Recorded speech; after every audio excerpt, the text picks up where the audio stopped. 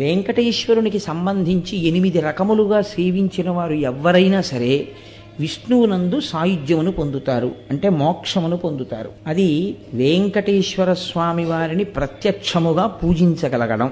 అంటే ఆయనని ఒక మూర్తిలోకి ఆవాహన చేసి, అది ఫోటో అన్న భావనతో, అది ఒక మూర్తి అన్న భావనతో కాకుండా ఈయనే శ్రీ వెంకటేశ్వరుడు అన్న భావనతో సేవించగలుగుట. రెండవది ఆయనను స్మరించుచుండుట. వెంకటేశ్వరుని గురించినటువంటి స్మరణ, అందుకే స్మరణాత్ ఇష్టవర్షిణం.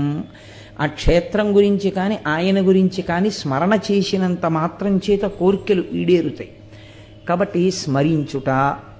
3, ఏ పని చేస్తున్నా ఇది వెంకటేశ్వర స్వామి వారి కార్యం అనుకుని చేస్తుండడం.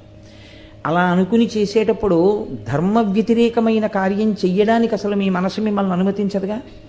కాబట్టి ఏ కార్యం చేస్తున్నా ఇది వెంకటేశ్వర స్వామి వారి కార్యాన్ని నేను చేస్తున్నానన్న భావనతో చెయ్యడం.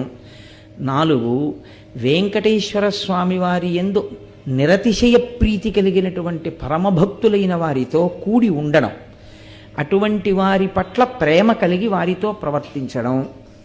5, వెంకటేశ్వర సంబంధమైనటువంటి విశేషములను పరమభక్తి కలిగినటువంటి వారి నోటి గుండా ప్రవచనం జరుగుతున్నప్పుడు లేదా వారు పలుకుతున్నప్పుడు, అటువంటి భక్తులైన వారు మీతో ఏకాంతమునందు సంభాషించవచ్చు, అన్ని వేళలా ప్రవచనమే అక్కర్లేదు.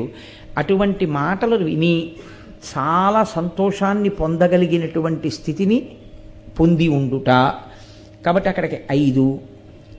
6వది వెంకటేశ్వరునితో సాన్నిహిత్యము, లేదా వెంకటేశ్వరుని నిరంతరము మనసులో పెట్టుకుని ఉండేటటువంటి వారెవరో అటువంటి వారికి మీరు ఉపకారము చేయగలిగిన స్థితి యందు నిలబడుట. అంటే ఆయనకి మీ వలన ఉపకారము కావాలని కోరుకున్నవాడు కాడు, కానీ మీరు ఇది మనం చేస్తే బాగుంటుంది అని మీ వలన ఒక్క చిన్న ఉపకారం ఆయన పొందాడు అనుకోండి, శ్రీ వెంకటేశ్వరుడు ఎంతో ప్రీతి పొందుతాడు అని స్కాంద పురాణం నిరూపణం చేస్తోంది. అలాగే వెంకటాచల క్షేత్రమును దర్శనము చేయుట.